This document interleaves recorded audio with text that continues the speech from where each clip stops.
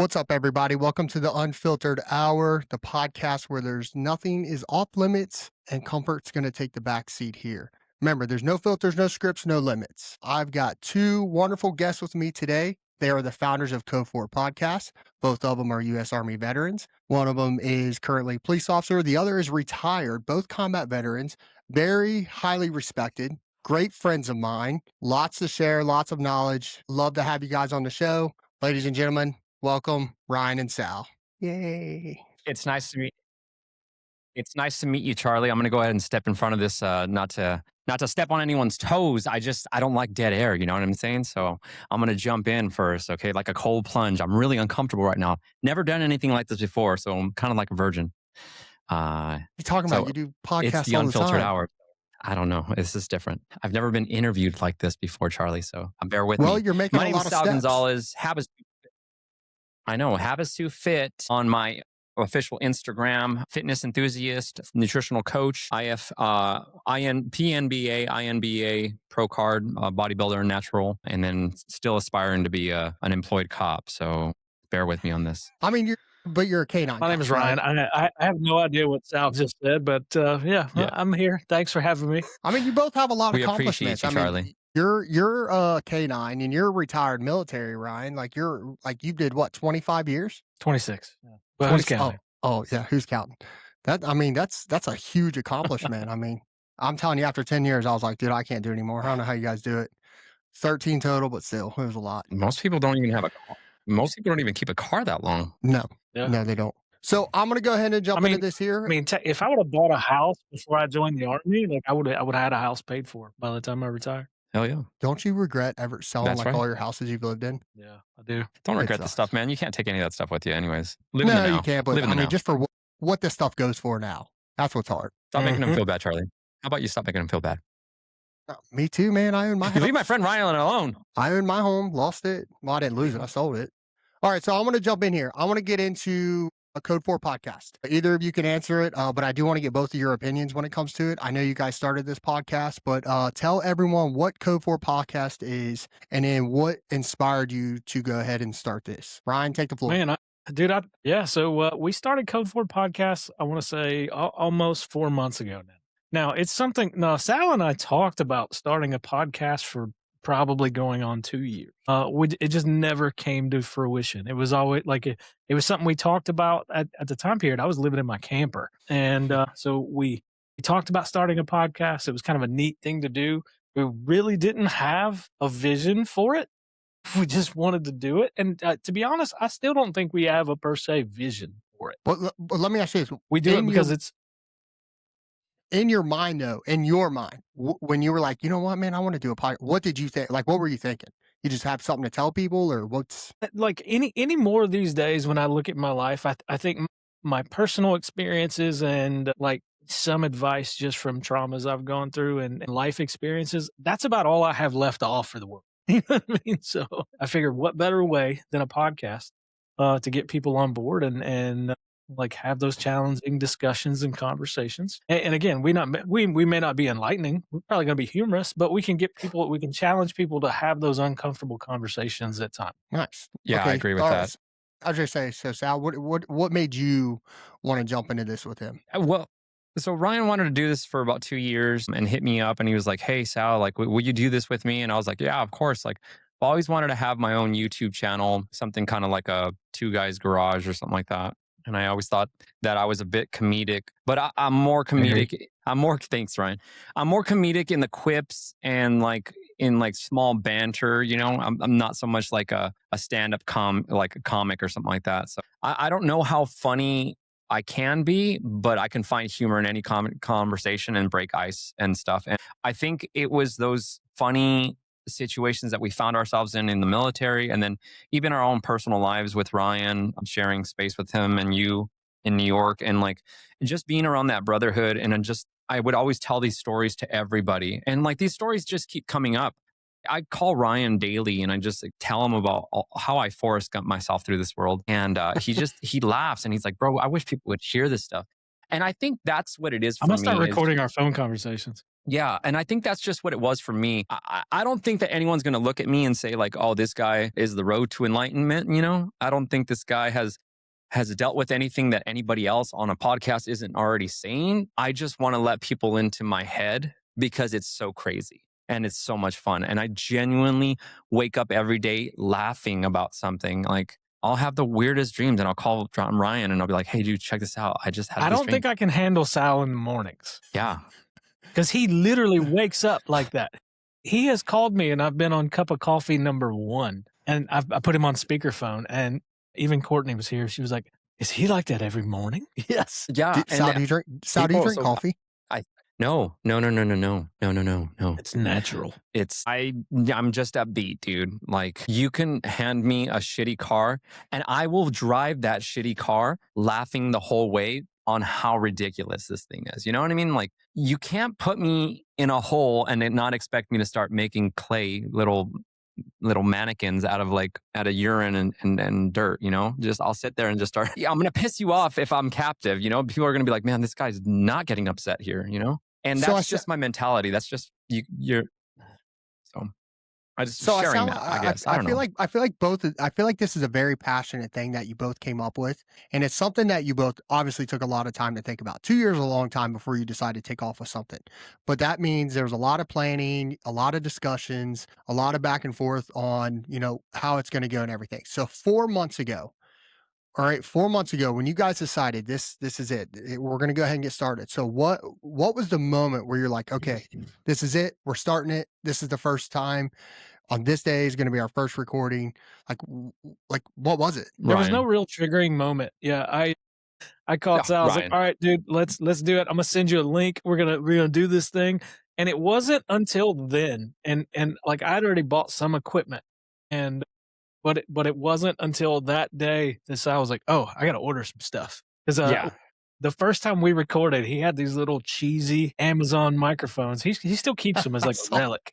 Yes, there they are. He spent like $9 on Amazon for these things. That's what you wear at the gym when you're recording. And yourself. Ever since that day, I know. It is ever since that moment, it's just been like, hey, I ordered this today. Hey, I think we probably spent $4,000 a piece just on equipment and just different things that we've bought and kind of refined over time. But the triggering moment was just starting. It was just like, we did it. And now, going back and looking at those first few episodes, I may go in and just make those private because they were just terrible episodes. They're really bad. We all start somewhere. They're fucking really bad. Amazon started in a garage. I mean, it all starts somewhere. So you guys have had, so I saw you guys have had some pretty good podcast guests on there. Actually, I could say you have some fantastic podcast guests. You got a gentleman with a book. I have not purchased the book yet, but I do want to read it because I finally read the dialogue and everything of it, and it seems like it's going to be actually a very helpful book to a lot of people. And then it's a whole ass workbook. Yeah. Oh, you got to do like work in it. Yeah, there's like you have to write down worksheets, and you have to. You have to sit down with your thoughts, dude, and then. So he's going to dig deep. Okay, so I am going to order the book. I found it on Amazon finally. So I'm going to order the book and everything when it comes to it. So, okay, so let me ask you this. So where's Code4 Podcast going to now? What direction do you guys have it going? I mean, we've talked about it before. We don't really know. We don't really have a direction, a vision. Like we both agreed that it was going to be something that we just did not neglect. We were just going to keep pushing. Now, eventually, I'd like to get to a point where we grow to a certain subscriber level. And then at that point, we may decide, all right, we'll monetize some videos. Like right now, it's free. We're doing all this. We're sucking up all the costs. We're doing it because it's healthy for us. It's healthy for some of our guests that have come on. And even some of our guests have come back and said, hey, that was very therapeutic. Like I appreciated being on. So I think there is a benefit in doing this. Right now, we don't really have a vision. Like ultimately, one day we'd like for the podcast to pay for itself and maybe make some money. If it doesn't, it doesn't. If it does, great. Yeah. Is there any specific like topic where you're like, okay, it's certain things that has to be on this podcast? Like what is 100% at some point it's going to hit this podcast? I don't necessarily think it has a reason. It just kind of manifested and it exists. And it exists in the sick mind that is Ryan and and my head. And it's those weird little interactions that we have in this world. And it might be enlightening moments, or it might be a death in the family that strikes a chord and it says, you know what, let's talk about this today, you know.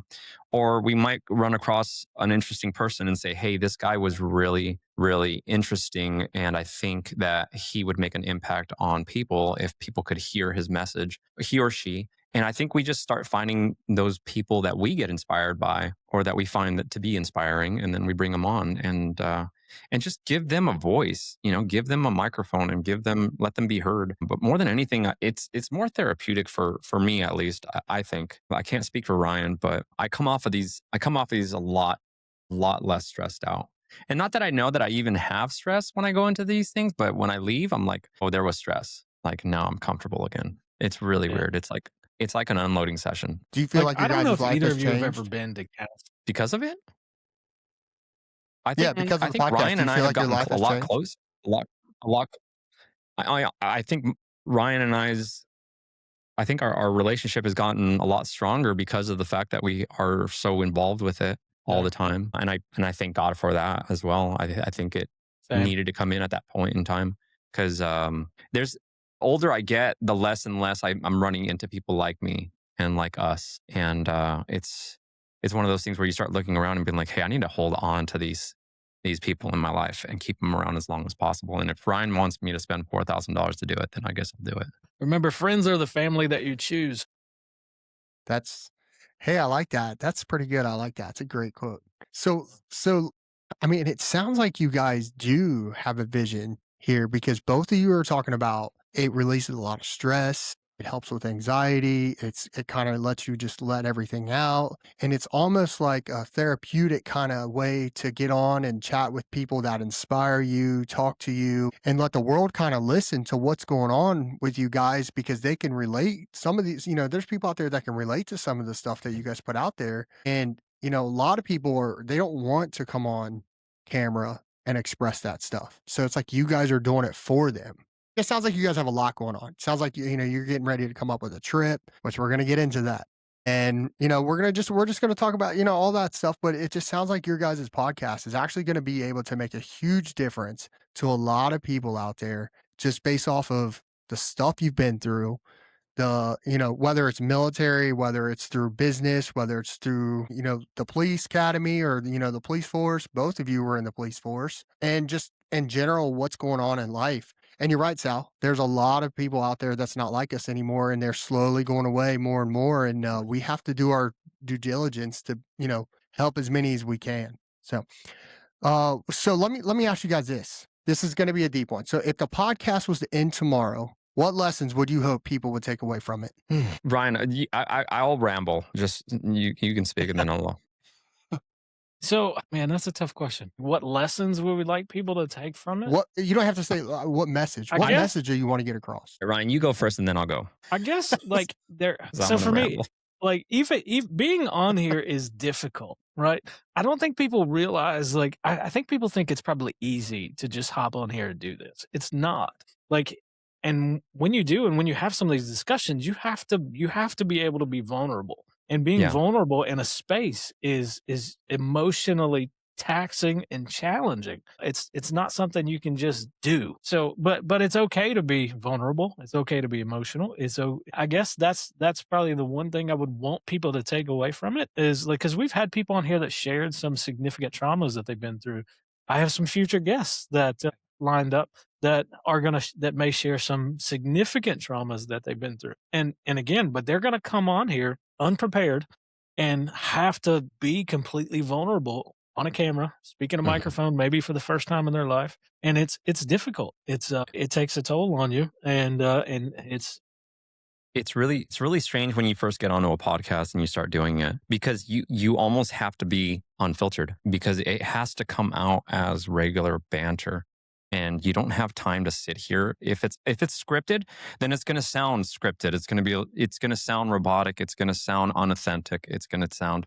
Now it's cool if you have bullet points to talk on and stuff like that. But the conversation has to be real. Like Ryan says, you have to be vulnerable and you have to be open to criticism, and you just have to kind of just let it rip. And that's one of the craziest things, because we can sit here and have this conversation back and forth, and it sounds good, and it sounds like it keeps going and going. And Ryan we've gone on for 4 or 5 hours sometimes, and just talking and talking. And we've had people, even when we first started, it was dry. Like it went dry a couple of times where Ryan had to like, so Sal, and after a while, you just get used to just saying, well, this is just 3 friends having a good conversation around a campfire. And that's how you treat it. If I had to say, to answer your question, what I want people to take away from this, at least from me, is don't take yourself so serious. Don't take this life so serious that you're sitting down on your couch upset and feeling like there's not another option, because there is. Like a $20 pair of microphones unlocked this side of me, and that small investment. Of course, I started investing more and more into this, but $20 got me off the couch from watching TV, and then got me to doing these things. And like now I'm venturing into learning how to fly a helicopter now because I told Ryan I was going to do it. So like if I didn't spend those $20, I would not be doing this either, you know? So I want people to take away from this and say, Sal's a goof, but Sal could be serious. And if he can be serious and be successful, or if he can be a goof and still be that successful, then maybe I can be a goof too. And maybe I can just learn to let the little things go. Because if he can Forrest Gump his way through this world, then maybe I can too. So looking into the future, let's go 5, 10 years. Where do you see this? What do you see? What would you want this to be at? And I'm not talking financially covered or anything like that. Like you guys have trips and stuff.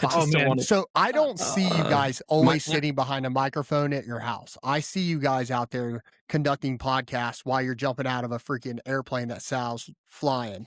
Like I just see that with you guys. I mean, Ryan's jumping because the plane's going down and Sal forgot how to, pull up, but it is what it is. So where do you guys see 5, 10 years down the road? Well, first 5 years down the road, Ryan, speak your piece, man, because then I'm going to jump in. So, like, I think after next week, you may have some idea, because we're gonna create some content. Like Sal and I are gonna see each other for the first time next week in 15 years.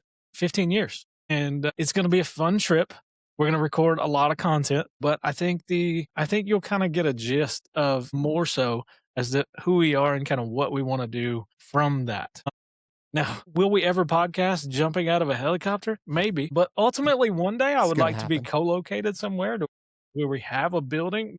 So we've even talked about like building a big barn dough, podcast studio up top, gym down below. You know what I mean? Like garage in there. Like there's a lot of creative ideas that we have. It's just a matter of whether or not it grows enough to support that.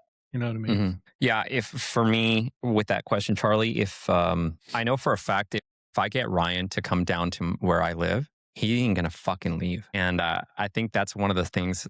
That's one of the reasons why he won't come, because he's afraid. He's so afraid of liking it here. The water's it's perfect lukewarm. You know what I mean? It's like bath water. Kill me.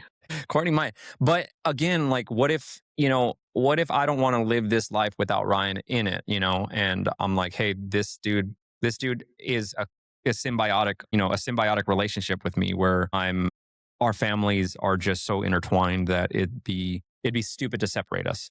Then I would say, hey, Ryan, like let's buy property in Texas.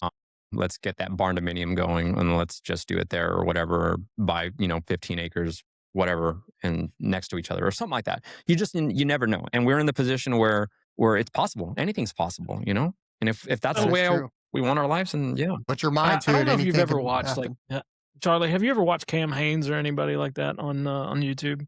Like he's got that podcast and shorts, is lift, run, shoot.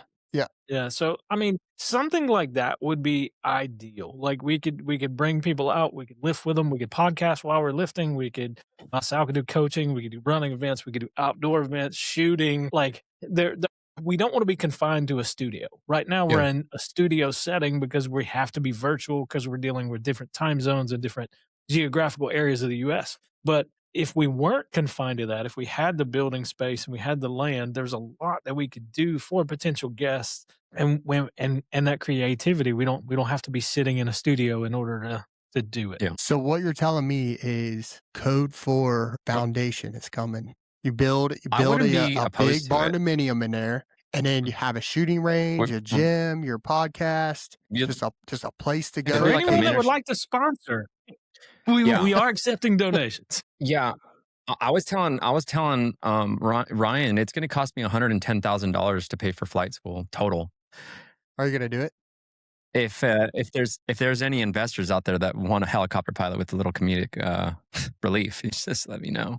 And I told Sal's Sal, gonna if he pimp gets out his a pilot's helicopter. license, I will buy a wingsuit and I will jump from this Yeah, those things are expensive. helicopter. Those things are expensive. They're like $30,000 for a fucking I know. or is it a squirrel suit? Yeah. Yeah. So I mean, That'd be kind of sweet. there's though. got to be. I would stand on the ground and watch that. I would Yeah, definitely stand on someone's got to film it, Charlie. Someone's got to film it. Yeah, I can't. Hey, I'll I jump can't out do next both. to him. I'll jump out next to him. Uh, So let me ask you this. So, I- go ahead. No. I was just gonna say it would be a commune, like communism, with me and Ryan living on a property. After a while, people would be like, "You guys are kind of communists here. Like, you guys, everyone has chores and everyone lives on the same property. Like, this is a little folky, you know? Like, and they're gonna look at Ryan Don't and cut be like, the "Is this your grass. Mexican?" And it's like, yeah. Cut the grass. He Get just the gets out fuck there in off his the thermostat. he just gets out there in Ranger panties and mowing lawns, and that's probably what's going to keep me happy. And honestly, Oh my you know, goodness. if we could monetize it,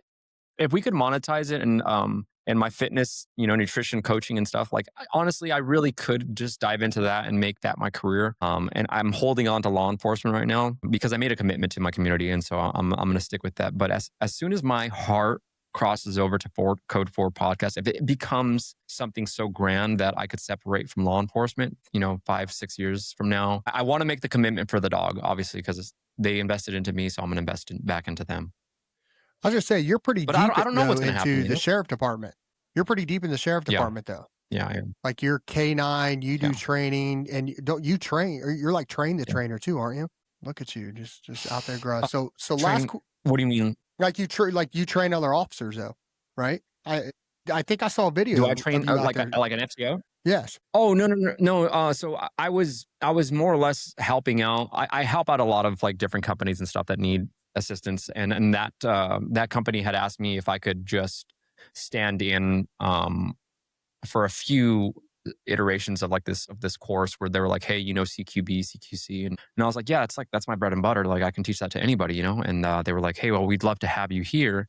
And at the time, I mean, the tickets to those places were like $7,000 or $8,000 a weekend. And they're like, here, like bring your fiance and you guys bunk up here or whatever, and like it's all expense paid. So we would partake in that, and it was just it was like a free to the masterminds that they were putting out, and the courses and stuff like that. So it was symbiotic again, but I've separated myself from that. It's just the distance to travel all the time for that, and I'm grateful for the opportunity to do that. But yeah, no, as far as law enforcement goes, I don't train other law enforcement officers. I just always see you out there with your dog and a gun, and you with somebody else. I figure you're out there training some people, which I mean, it's good because I remember you in the Army. I remember, you know, just going to the range with you guys and just teach. You know, both of you have taught me, you know, just so much when it comes to firing a weapon and everything. And I think both of you getting out of the Army and then both of you becoming cops, I saw it happening. Honestly, like Ryan, I saw you like coming out and just being like the top lieutenant chief. Like when I saw you and just like as a uniform cop, I was like, he's not going to like this. That's not him. He is a suit and tie, you know, looking good every day, solving crime. Like that's just who you are. Cause that was your bread and butter in the military. Like you were good at it, like really good at it too, but you did it with class. You did it fun, and you made sure like people enjoyed what they did, even though some of the crap they had to go through.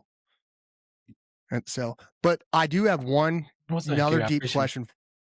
I have a deep question for both of you.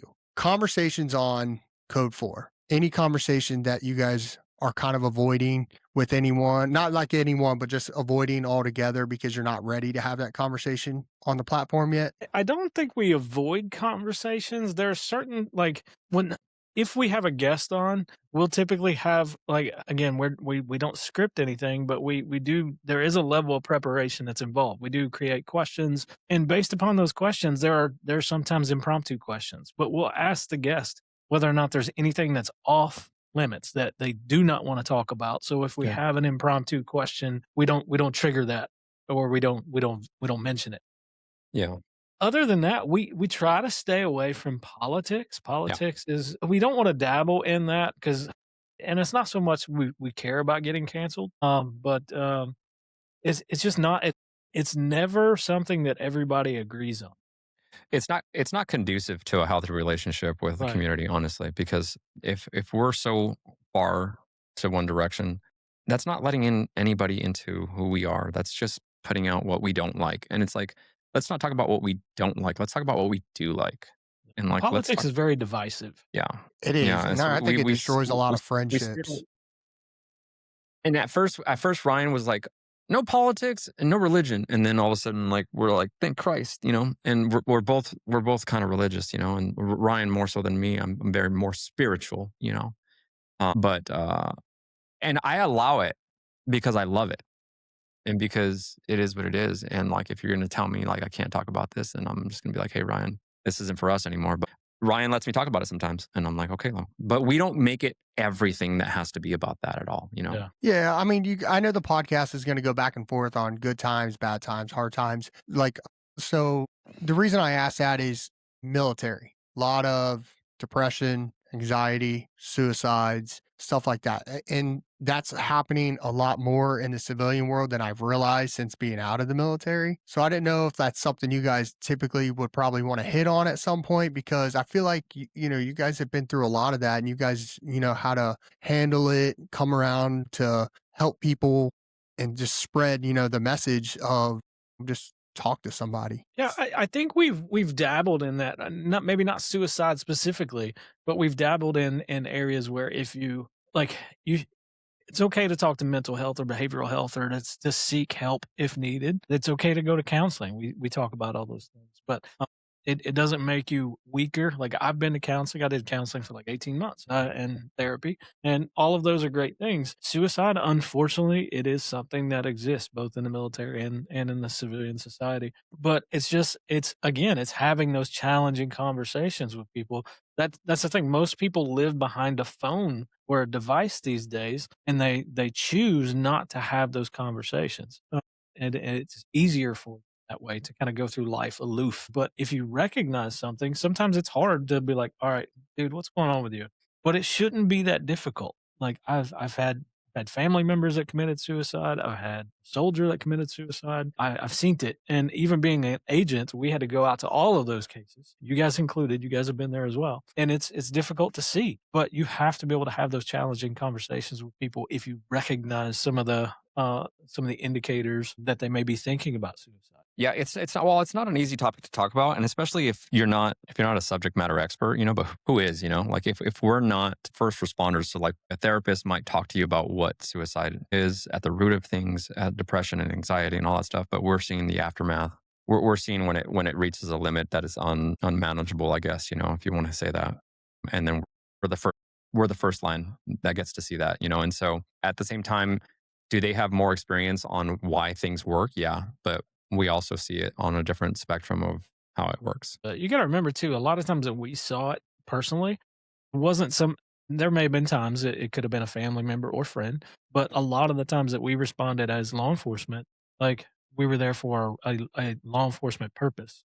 Like, and we saw it so frequently that it becomes normal to us to the point where like, and it's hard. It's sometimes it sucks like to realize that we are that far removed from feeling and emotion that like we can walk out of a scene like that and be like, all right, who's hungry? Like, Yeah, you like know what I mean? cheeseburgers. Let's go. Yeah. And it's just It's been how many we cope times. with what we just saw.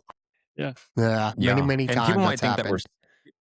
people might think that you're sick for it, but it's just one of those things where you just honestly, it's taking the blinders off in life and realizing what, and that's the craziest part, guys, is that we have the blinders removed, the veil is dropped, and we get to see life for what it truly is.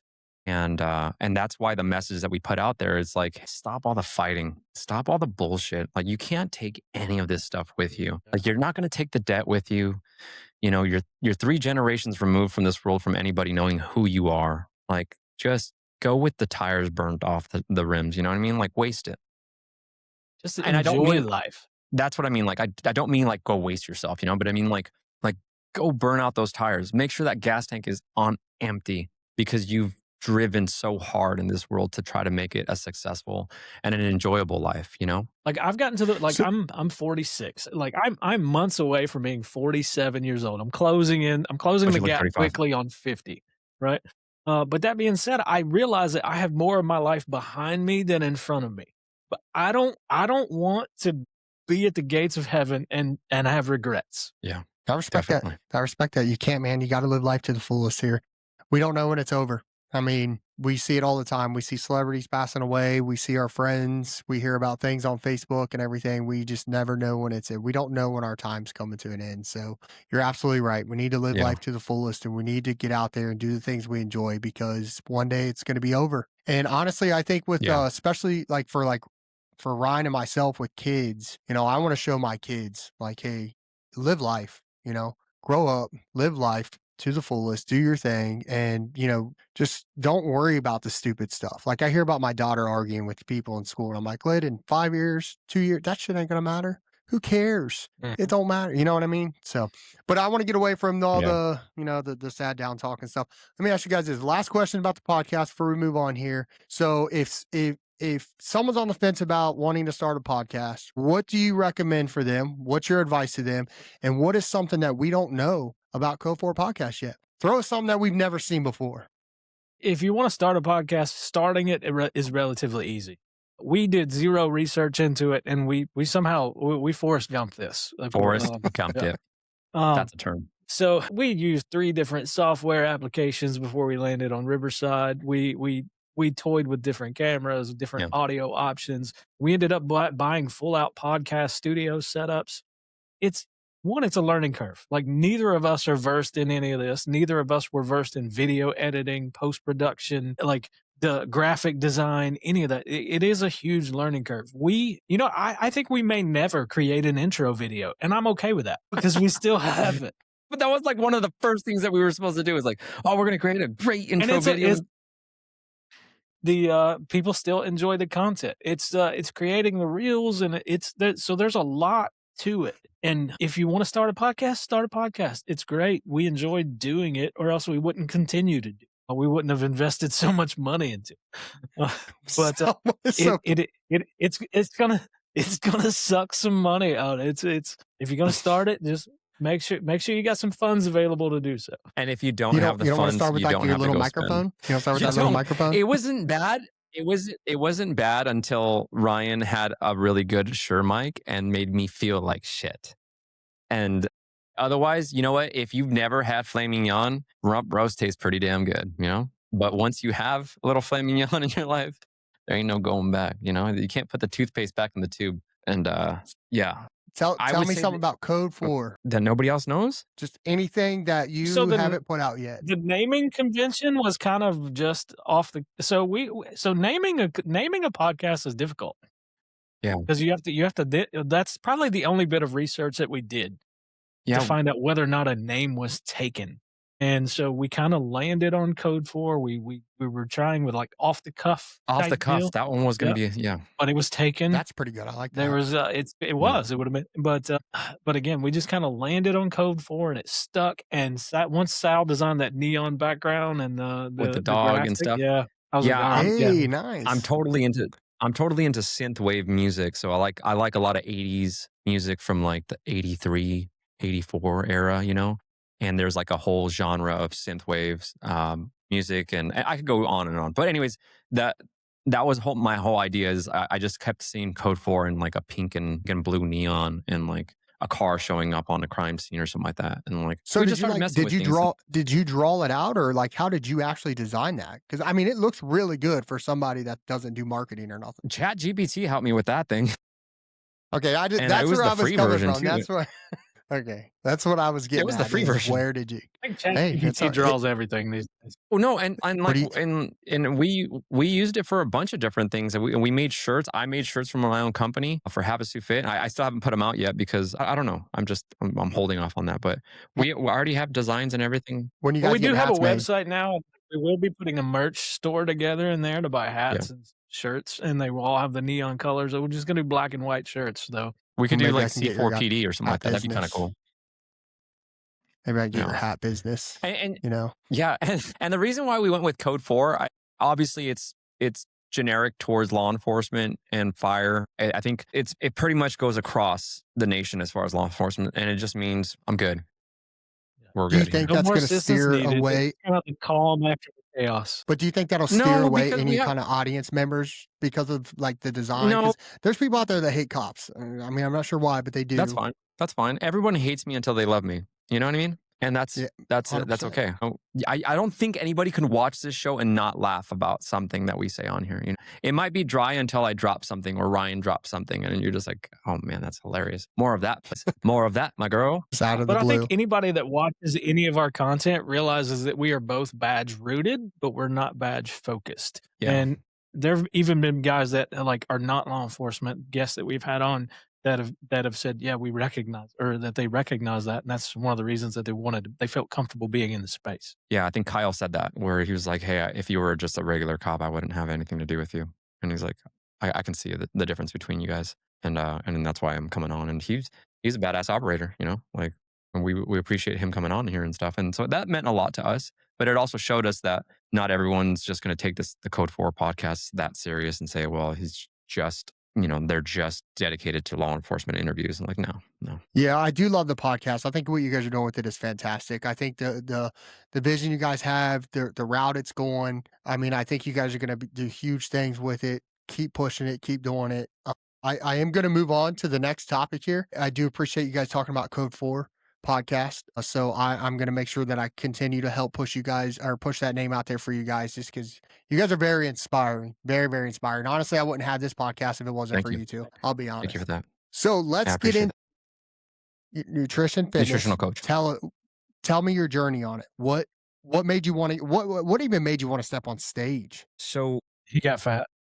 I got fat, and I got to the age where I was running on all cylinders, never cleaning my injectors, never changing the oil, never doing any preventative maintenance as it were to my body, right? So I broke down one day and I said, I don't think I know as much of this as I think I do, because there's clearly people out there doing this and I'm not getting anywhere.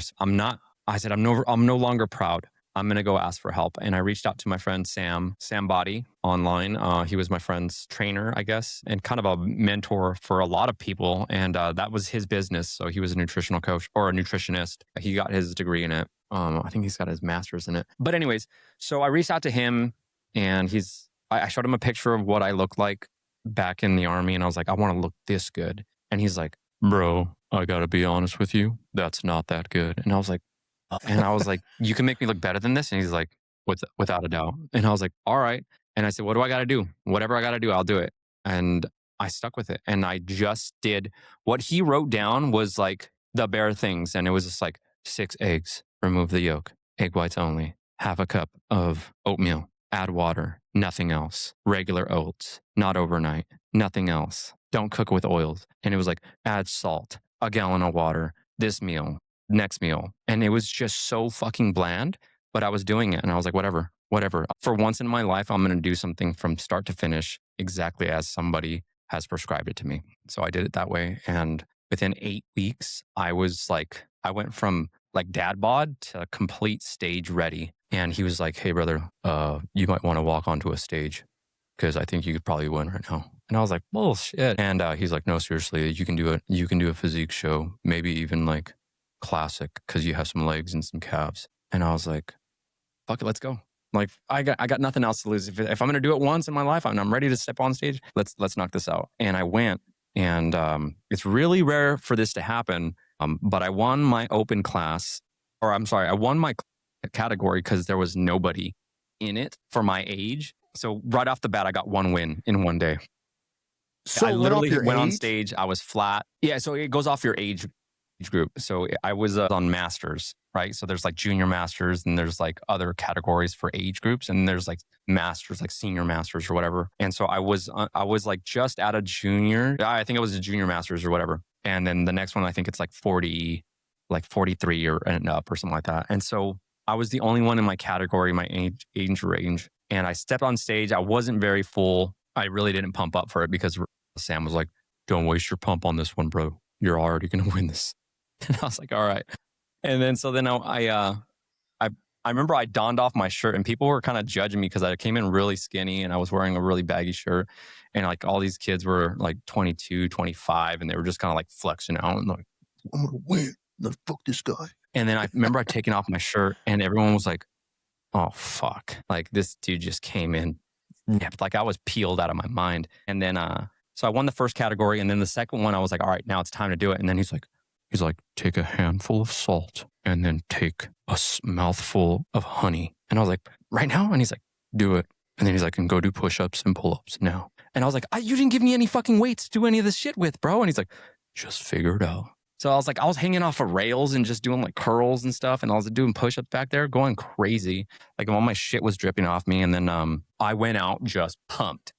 I had the sickest pump of my life. And I went out there and just beat everybody. And so what happened was that was the open class, right? So that's where any age group, as long as they were men's physique, they could compete against us or me with them. And it was an open, and it was a pro qualifier that day. So the league manager was there and saw. So I won the overall on that one. And then he said, give that man his pro card. Like, give it to him now. And so that's one of the stipulations in the league is like, you can either get it by getting your pro qualifier, then going and stepping onto a pro show and winning, and then you can get your card. Or the league manager says, that dude's ready right now. Give it to him. So because of that. Do you plan on stepping on stage again, or are you just going to stick strict to coaching? No. I'm going to step on stage again. I just had shoulder surgery on my left shoulder I injured it at work during like canine training and stuff. And it tore some ligaments and some tendons and stuff. So I just had those repaired. But then again, I don't really lift heavy. I lift smarter. So I don't see an issue with me ever bodybuilding again because I never ever went that heavy and I could get big just by proper nutrition. And so that's how that all started. And afterwards he was like, hey, yeah, you have a knack for this. Like you might want to be a coach. And I was like, bro, I don't want to go to school for nutrition. And he's like, just get certified as a coach, man. I'm like, after that, like it's legal. Like you can do it. And I was like, so I started looking into the business, and sure enough, like just as long as you have your insurances and this and this and that, and you don't need to be an actual nutritionist it's not a prescription. You got to remember that it's advice. It's not prescription. So you're not curing any illnesses. It's just a suggestion at that point. And that's the way it is. So, okay. So Ryan, let me ask you this. So in the military, you did a lot. You did some CrossFit in there, I saw, but obviously I saw you lift weights and run and stuff too. Obviously You're a fit guy now. You're 46. Well, I mean, like, does Sal train you? Do you have a personal trainer, or you just? No, he won't let me. No, I fucking gave it to him one day and he won't fucking do it. So like I've consulted with Sal. Like my problem is following the nutrition. Like I do work out. I do go run. I've listened to some of Sal. Like he's definitely gave me some good advice on running and different things. So I'm starting to heed his advice when it comes to the nutrition. Like listening to him, like I can have 3 eggs and I have to remove I'm not fucking removing the yolks. I'm not doing it. Like I'm not a sugar guy. I never have been. I don't eat sweets. Cheesecake may be my one exception. Strawberry I'm a salt guy. Yeah. But I've always been a salt guy. So I like meat. I like potatoes. I do like carbs, but I do like kind of like I curb the carbs. I don't eat as many carbs. And I still do CrossFit from time to time. I'm still a member of the CrossFit gym. And but that's just a different level. It's a lot of high intensity stuff. Right now I'm just trying to build a better physique. So I'm doing some lifting and I'm trying to get better at running. It's been a while since I've done a race, and I do plan on doing a half marathon this year. I feel like we should do a Tough Mudder. We should all get together and go do a Tough Mudder. I think that's when injury happens. Yeah. So we went and did that race in New York. You talked me into it. Who? Remember? Me? Yeah, we did. Yeah, you. Yeah, we did. And people got injured. The first stretch of it was 3 miles uphill. Up his slope. And we got injured. I remember that. You guys got hurt? Yeah, everyone did.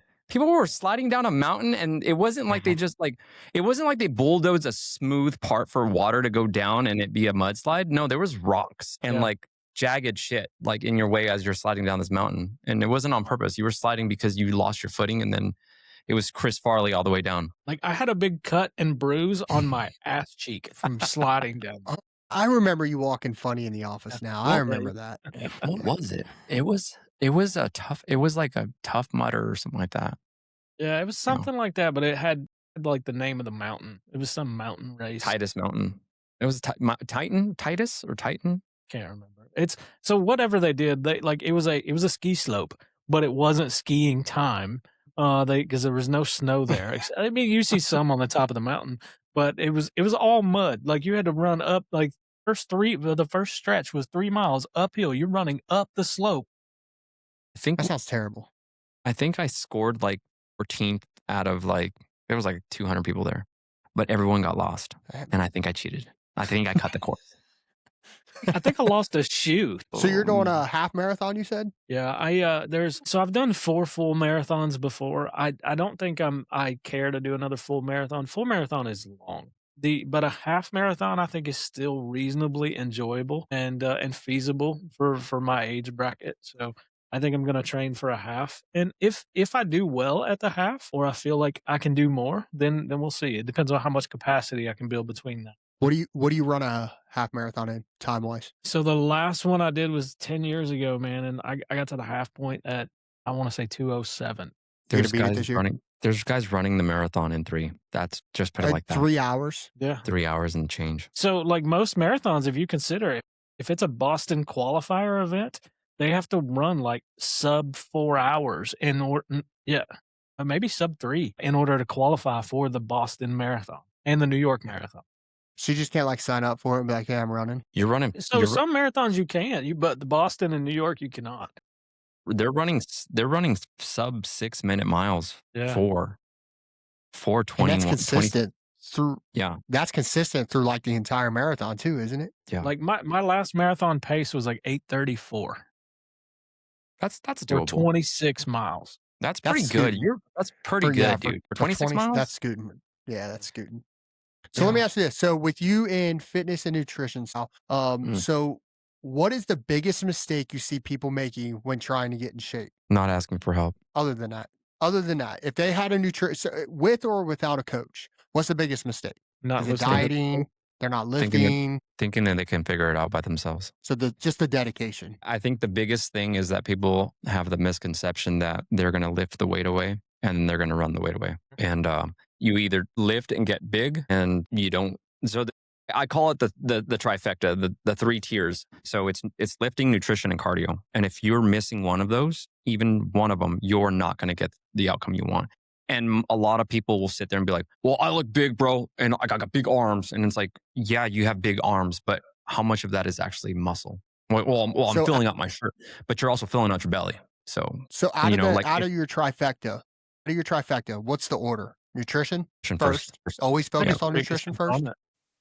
So I made the mistakes earlier in life because I thought I could run off all my body fat. And you could do it, but it's going to tax your knees and it's going to tax your joints and then you can lift for hours and hours, but then again, you're going to tax your joints. You're going to tax your body and you're not going to be able to keep up. And then unless you have the proper nutrition to be feeding your muscles as much as you're burning and killing off the tissue because you're working so much and not having the nutrition behind it, then you're doing yourself a disservice. Like you're never going to catch up. So it's the easiest way I can say it is, okay, if you're going to go for a mile race in a car, like how much fuel do you need inside your gas tank as opposed to a 200 or 400 mile race? Like, let's say if you're going to do a quarter mile drag strip, how much fuel right now, straight up, like Charlie, how much of a gas tank do you think you need on like a regular 10-second, 12-second car, whatever? Dude, I need a freaking diesel motor to move my big ass. Okay, I'm just saying, bro.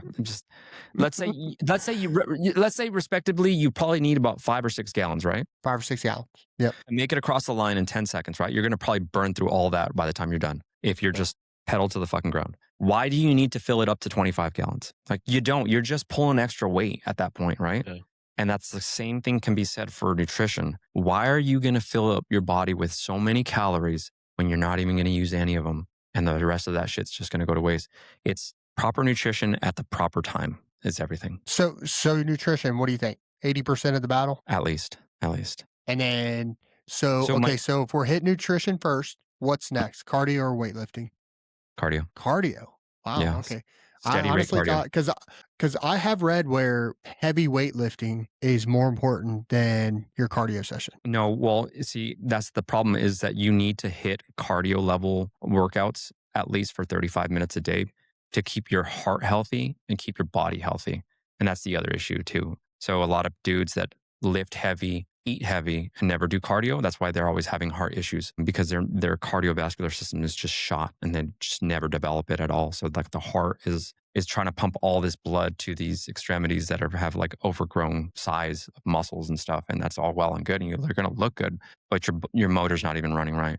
So you need a level of cardio. So Charlie, I've seen those studies too, and like I've seen studies that said, all right, you burn more calories after a weightlifting event than Yeah. you do doing steady state cardio. But I think it's like what I've learned from Sal is it's the different levels of cardio that you're doing. If you're doing like a zone 2, zone 3 cardio event, now you're increasing your heart rate, you're running at a much higher pace, but you're going to continue to burn calories and you're going to get a better, more value from that cardio than just jogging on a treadmill for 20 minutes. Yeah.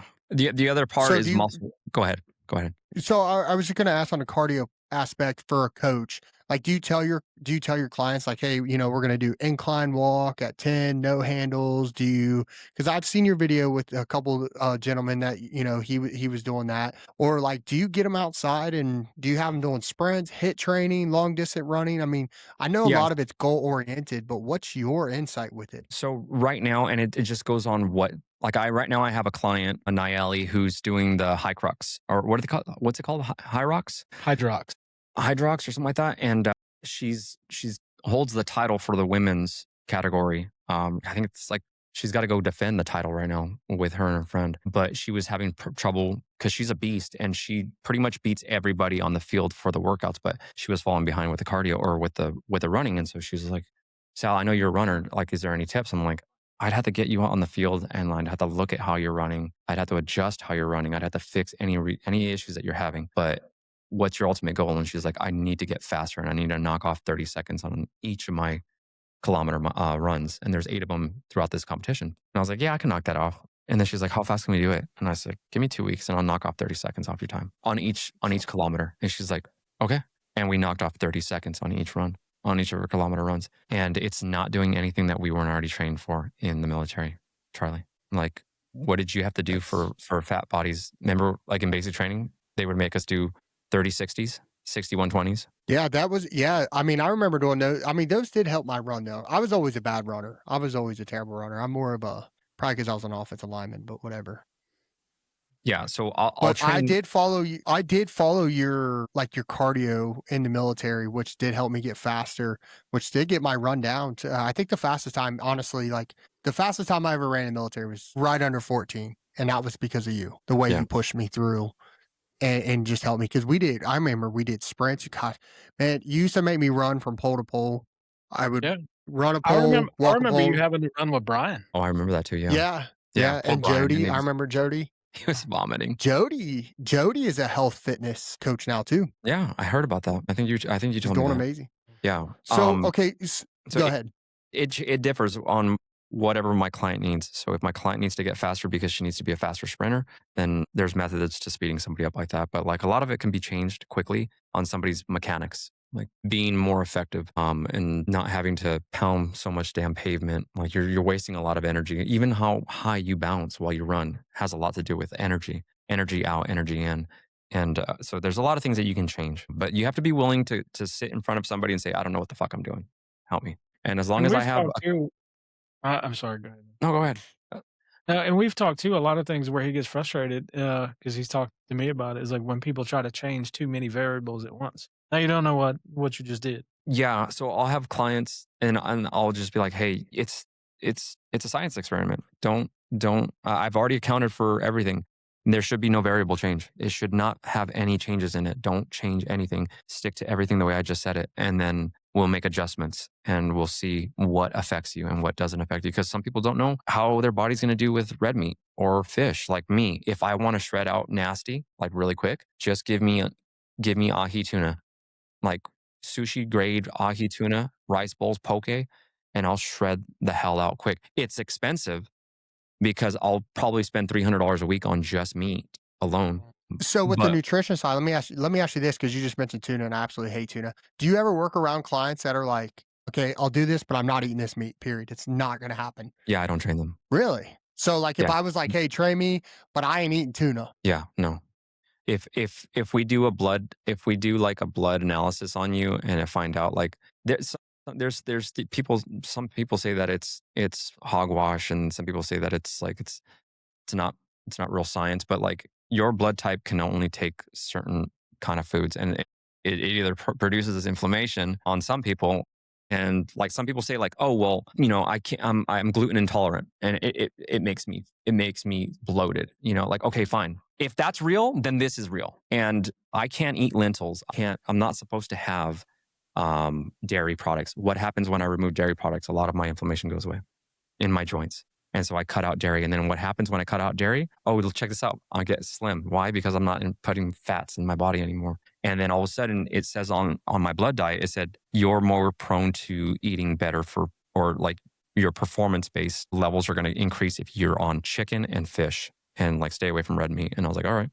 So I tried it, bro. And fish was like, it flipped the script. So depending on somebody, if they're serious and they're like, hey, Sal, I need to lose this weight because I have to fit into my wedding dress or my groom's suit or whatever. And I'm like, okay, buddy, you're O positive or you're O negative. It says that you need to do this. So like our best chances are to do this. And then all of a sudden they're looking great, but they're like, dude, I can't do any more fish. And I'm like, fucking suck it up, dude. Do the hard thing. Just fucking eat it.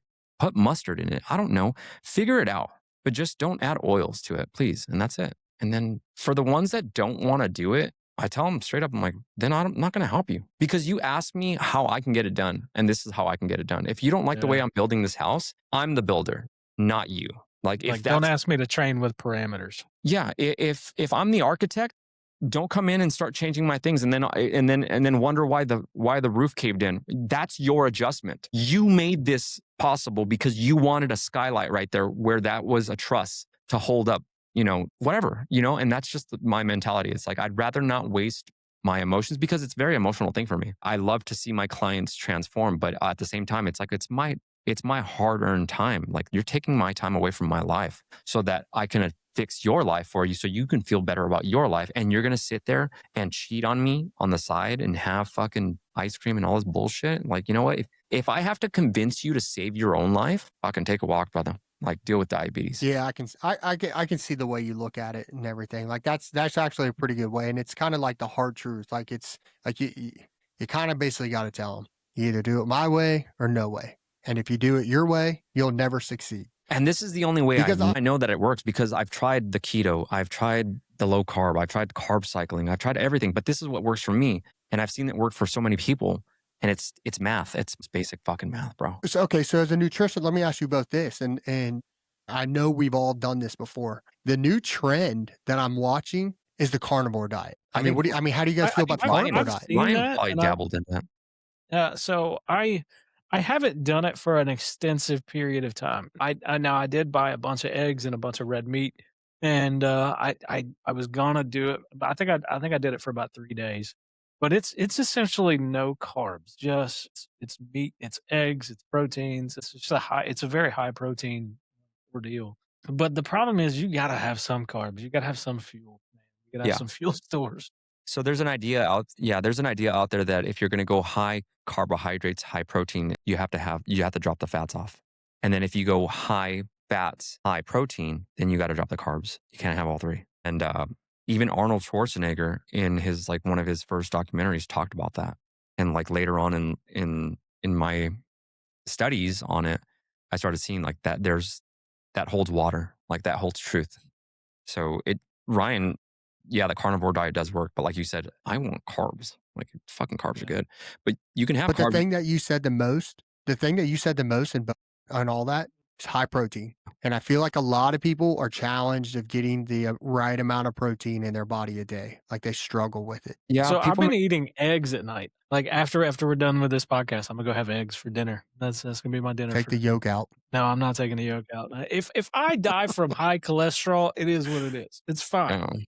I had a good life, but like I like eggs, and you actually lose 25% of the protein value and nutritional value of an egg when you cook it. I think that's why, like, if you ever watched Rocky movies, they used to like crack the egg and mix it in the protein shake or just drink it straight out of a glass. Now, Yeah. I'm not going to do that. That's disgusting. But have you done I've it? seen Sal do it before. I've seen your morning videos where you're making a protein shake and you're eating raw eggs, and I'm like, dude, it's too early for this. I need coffee. Yeah. And you know what's crazy is that if you introduce caffeine before you put in your first meal, you're more prone not to follow up with the rest of the meals. You're going to stay satisfied longer, and then you're going to forget to eat. And then here comes 1 o'clock, and that's your first meal. And then people are like, It's actually funny you said that. I actually was just reading an article where it said when you first wake up, you should have at least a glass of water, a full glass of water. And then 20 to 30 minutes later, you should have your first meal.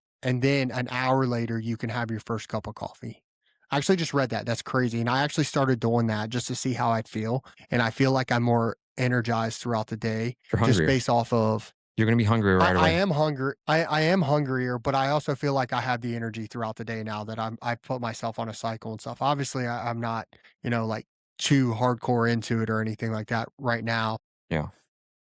But I've like slowly started watching the tips of like, because I need to consume more water, right? So I used to drink a I gallon, hate water. and I know, and then I slowly started going back. But now that I have like this tracker for the the gallon of water, like I make sure I get my 8 to 12 ounces in the morning, and then when I get to work, I eat. Drop off the caffeine and see what happens. You're going to be thirstier, way thirstier. It's so. I mean, I still get the gallon in, but it's so hard to drop the caffeine. Like I love coffee. What am I going to tell you? You want to make it easy? Drop the caffeine. Watch what happens. Fine. Most people What about don't know. energy drinks? Do you drink energy drinks? I do right now. Yeah, I do. But there was a And time when you went caffeine free. Like you I went quit everything. caffeine free, nicotine free, sugar free, Yeah. and then like no oils. And my life changed. Nicotine. Did you dip? Oh, I didn't know that. Zenny cakes. Look at that. Learn something new every day. Little Zimbabwe. All right, so let me ask you this. Transformation. All right. How much of transformation is it physical versus mental? Mental. I'm going to say it's in order to transform, you have to be strong-minded, because you have to be willing to sit in the suck. And it's like being in a rainstorm and like you're out there and it's just cold and it's just wet. And then if you've been in the military before and you're out there, you're like, it's not so bad. It sucks, but it's not so bad, but it sucks. I could stay out here for another hour, but it sucks. And as long as you have that mentality of being like, okay, I understand why my stomach hurts right now. It's because my body has a mind of its own and it's trying to sabotage me right now. And if you have a strong mind to say, okay, my body is transforming right now and it doesn't want to because it's a lazy, fat piece of shit. And your body wants to be comfortable. It doesn't want to be uncomfortable. But your mind can push past it and say, no, buddy, get with the program and you're going to change, because we're not going back to that. Like, we're never going to go back to that. And your body will adapt and say, fuck it. And you just start operating. And those pains will go away. The feeling, and then all of a sudden the bloat goes away, and then you're satisfied with being unbloated and a flat stomach, and then your next meal is coming in 2 hours. And then you eat again, and then like 30 minutes later after you eat that next meal, you're like, fuck, I want more food. And you're like, how can I be eating 7 times a day and still be hungry? And it's because your body's just chewing on all its body fat, and it just keeps going and going and going. So question for I both agree of with you. I agree with the mental aspect of that, because like I'm a huge proponent of fasting. Sal doesn't really care for it. Oh my God, we tried it. How many hours do you fast? We just So I right tried it for 2 right days. now I do intermittent fasting. So my eating window is from noon to 8 every day. That's when I am eating. Now there are times when I do like a 2 or 3 day fast. 3-day fast is ideal. You can do a 2-day fast. You can significantly cut weight by doing a fast, but it is 100% mental difficult. Now you got to drink water. So now you are allowed like water and black coffee. That's salt. it. And salt. Like you can, like the element salt, so you do need some sodium intake. Yeah. That was the worst I thing thought there was a know. bone broth you're allowed to have. No, It was the worst. so like That's a lie. Dana White, he did like some 84-hour fast. It was publicized, and he was using this bone broth, but technically anything with a caloric value to it, it breaks your fast. Those bone broth packets that he was using are 50 calories each. So every time he was interrupting his fat, he could have got better results had he not taken He was the bone pretty broth. shredded then. Now he was shredded. Now he lived off of a 50 calorie diet for like almost 4 days. So yeah, I mean you are going to cut weight that way. but he could probably have gotten the same value of like with 48 hours and just cutting that completely out. So when you fast your 8-hour window, do you count calories too? No, but I don't eat a lot of trash to begin with. So like come noon, I won't have my first meal until after noon. So from noon to 8 p.m. Now technically you can eat anything you want, but I don't eat fast food. I don't eat junk food. I don't drink soda or anything like that. I don't have anything with a real sugar value to it. But So a nutrition coach, how's he doing with it? Would you recommend what he's doing? Ryan looks fantastic, and whatever works for him, if that's what he wants. Well, that's what I mean. But like, do you like the fasting? Do you like like, I hear a lot of people fast. I used to fast. Like I said before on the podcast, I listened to Jason Statham on one of his men's health magazine like articles. He pretty much was like, I don't eat anything past 7 o'clock. And then like, and that's, it was like 7 o'clock. What's the significance of 7? And then he's like, and I don't eat anything till like 10. And I'm like, wait, that's like 16 and 8, 16. And then like I did the math. I'm like, that's and then all of a sudden, like years later, it's called intermittent fasting. And I'm like, but it does work. It really does work. Yeah. But I think a lot of people interrupt the progress by saying, oh, I can eat whatever I want, and then start taking in more calories than they're supposed to, than they would normally have. Because let's be honest, normally if I tell you, all right, Charlie, what did you eat today? You'd be like, oh, I might have ate a little bit of breakfast and I ate a little bit of lunch, but I really, now all of a sudden I starve you for 16 hours. And then I give you this idea that you could have whatever you want. Bro, you're going to be taking in pizza. You're going to be taking in cheeseburgers and soda and like pop, like all this other stuff. And you're going to be overdoing these things because you're going to have a false sense of hope, and you're just going to overdo it. But and if the you were problem to with fasting too is like a lot of people will start all like they'll do like, hey, I'm gonna fast Friday, Saturday, Sunday. So Thursday night would be their last meal, and they will get just more load calories up. They overload the calories in anticipation for that, thinking that that's going to sustain them longer. And you're just devaluing the effort that you're putting in. If anything, the days before a fast, you should be eating less to kind of shrink your stomach and go off of less to kind of train your body accordingly. But and sometimes if you like, I got sick the other day, right, Ryan? Yeah. Remember, I got really sick, and then I quit nicotine out of nowhere, and I was like, I haven't had nicotine in 2 weeks, and you're like, fuck, that's awesome, brother. And then some shit happened, and I needed to get back on. But I take the situation, and like all of a sudden, like when I was really sick, I lost like 10 pounds. The 10 pounds I wanted to lose, I lost them, and then I was like, haha, we're on the raft. Like we're on this raft that I needed to be on anyways. Why spoil it and eat like shit? And as soon as I got back home, I went back on my diet, and I started my diet again, and then like I'm already showing abs right now. And people are like, what the fuck, dude? And like, I took opportunity and made it success because I was in a bad situation. I got healthy. I had lost 10 pounds. But why am I going to go back to eating the way I did if nature did it for me? You know what? Just jump on the bandwagon and just keep going in the same direction. You're already halfway up the mountain. Just keep going to the top. And then people, whenever they are sick or fasting, they tend to not train. Those are days that you should train as well. I mean, sure, you may need a rest day every once in a while, but just because you're reducing caloric intake, you're not able to like still go train. Yeah. So when you're on, say, let's say a 72-hour fast, you recommend still go to the gym and train. Yeah, I do. Well, you're supposed to. Yeah, you're supposed to. So so let me ask you this. So speaking of all of this, so when a client or even yourself, Ryan, when you guys are starting to kind of, the motivation isn't very consistent, like what do you guys do to like keep building that motivation to be consistent? Like what would you recommend to a client that's losing motivation? Right. That they increase their this? vanity level. No, for me, like it depends on, like motivation is very client specific. Like for me, I'm a little different. I am a very vain person. I do care about what I look like naked. I care about what I look like. I want to fit in my clothes. I want to look like, I believe how you look has a lot to do with your, like how you carry yourself, your confidence, like all of that feeds into kind of your persona. Like if you look good, you feel good. But so that's always been my motivation. I want to look professional. Like you've always seen the guy that comes in that's unkept, that's unhealthy, and it's hard to take that guy seriously and carry a certain level of respect to that person, because if they are that undisciplined in their life, what else are they undisciplined? So that's always been my motivation besides the vanity component. Like I am very vain. I want to look good naked for as long as I can. Yeah. When honestly, Charlie, when do you think people make the decision to get healthy? Like, what do you think it is that they cross? Do you think I think people start, to me, I think people look at it and go, okay, I need to start getting healthy when they have a heart attack. No, Yeah. okay. Or they're about to have a stroke, or high blood pressure, and the doctor's like, okay, hey, let's say they don't have any medical condition. They're just a fat fuck. When do you think that they make the decision? When it's too late. No, it's when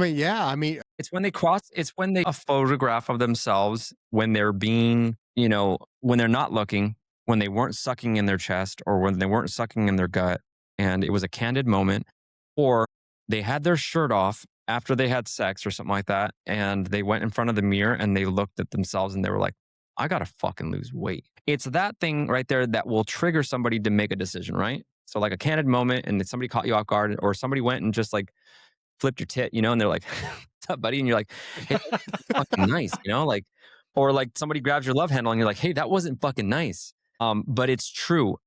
And it's the hard truth, right? It's the unfiltered truth that somebody grabs your love handle. And okay, here's the thing. I build on that. So I've told some of my clients, take off your shirt, not in front of me, but take off your shirt, take off your pants, and stand naked in front of the mirror for about 30 minutes and then just absorb it. And then pick on yourself. Don't, like, not in a bad way, but just look at yourself and say, okay, I want to change this. I want to change that. This doesn't look right. So what do you tell the ones that are like, because I have met people where they're like, I'm okay with how I look. I'm okay with the belly and the food and the love handles. Like, no, they're not okay, because is this, if I gave them the choice of having abs easy or being fat, which one would they take? yeah, they take the abs, I'm sure. You want to, okay, if I give you a Lamborghini or a fucking Daihatsu Hijet or a Kia Rio, which one are you going to take? Let's be fucking real. I mean, I get that. And I'm just playing devil's advocate right now, right, for everybody, because I'm a firm believer that we need to take health serious. Like, there's so much crap in food anymore that people don't even realize what they're putting into their body. I just watched a study on McDonald's where they were talking about their patties. Like, McDonald's sells 80 million cheeseburgers a day. Where's the beef coming from? It's not real meat. I don't care. It's exactly delicious. It's fucking delicious. It's fucking delicious. But that's so, like, I like read studies about that and everything. But my thing that I come people down lick to, asshole. Just remember that. Yeah, that is true. That is very, very true. But my thing that I come down to when it comes to the fitness world is, like, if we don't take our health serious, like, I want to watch my kids grow up. Like, I want to see my kids have grandbabies one day and everything. And I know, my dad on my father's side does not have the best health. I mean, he's a piece of shit, but I mean, at the end of the day, like his health, he's 64 and he probably looks like he's 90. Yeah.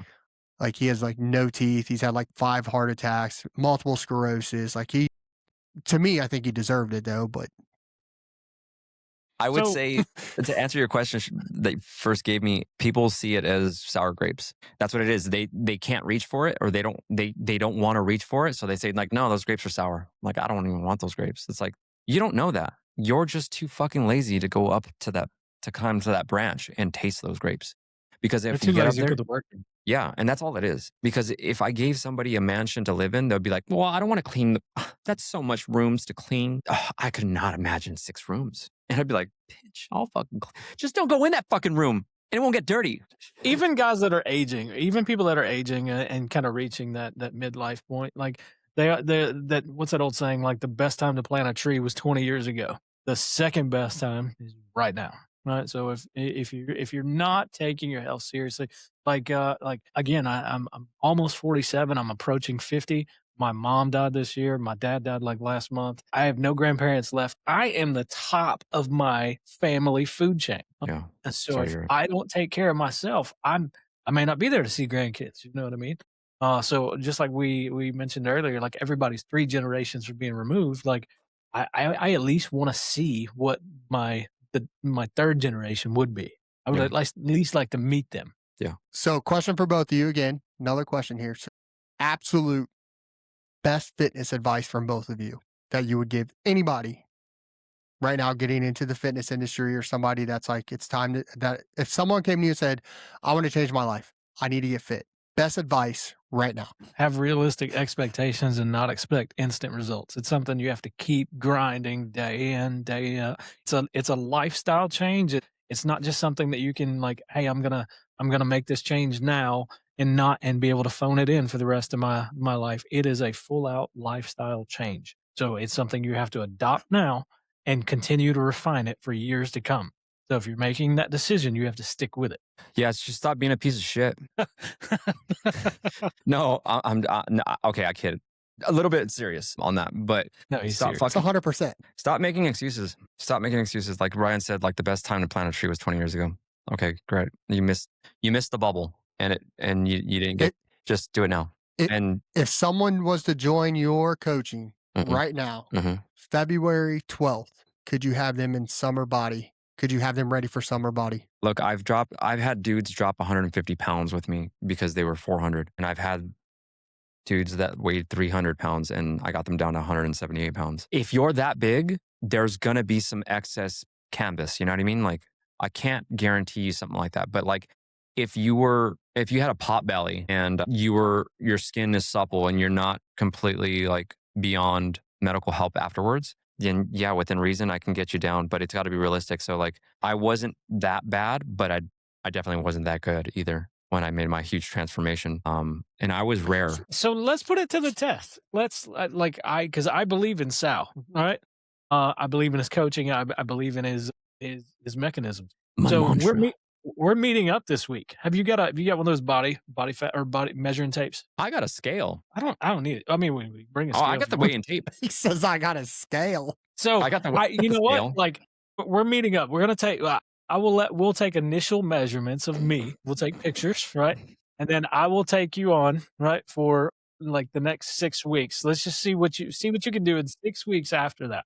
No So bullshit though. No whatever you tell me to eat, I will eat. Like, He's taking the fucking egg whites out. He's doing it. I'll do it. So Okay. like, we'll put you in, and then we're gonna post the results, right? So we'll do initial, we'll do weekly. You know what I mean? Let's get it. Don't tempt me. Only one stipulation, though. One stipulation. Ryan, he gets you shredded. You step on stage. Oh, daddy. I know so many Look, girls. I think you look. I listen. I know so many This people is that it right chime here. in that are like, yo, they're like, yo, your friend Ryan, and I'm like, yeah, what's up? They're like, daddy, and I'm like, that's my friend. Leave him alone. So no lie, I've actually had the same scenario for you, Ryan. I've got pictures of us with you in it, and I've showed people your picture still today, and all of them, they're like, "Ooh, hey, daddy." I'm like, "Yeah, he's in his 40s," and they're like, "Even better." I'm like, "Get the fuck out of here! What the?" He's a fucking Well, thank you. I Cherokee appreciate it. Choctaw. He's that. So I push this out because for the everyday person, not everybody wants to step on stage or anything like that. And I feel like with your help, you could actually help a lot of people out there get them not even just physically, but mentally on a path to live a healthier life. I do believe in you. I think what you do is fantastic. And I think what you do to help people is amazing. And what I like mostly about you, especially when it comes to like us, like as your friends, you give us just the straight truth. Like you just said there, the best advice. Just don't be a piece of shit. Just put the work in. And it's true though, for like friendships, obviously clients, you talk to them different, stuff like that. And I understand. No, I don't. But like at the end of the day, okay, well, maybe you don't. I mean, maybe you don't. But at the end of the day, that's kind of the hard truth that people need to hear and stuff too. You know, you want to get better, just don't be a piece of shit. Just do it. Look, guys, you guys might think that I'm super fucking abrasive. And I'm talking about the people like watching. And they're like, man, Sal's really fucking critical or he's super vain. You don't know what it's like to have abs and to fucking take off your shirt whenever the fuck you want and have the entire beach look at you and say, fuck, I need to get my fucking ass in the gym. Fuck you. That's what I have to say about that. I fucking did this. You can do it too. Come ask me. And I'm not the type to turn anybody around or turn anybody away. People will say like, oh, he's on juice. No, I'm not.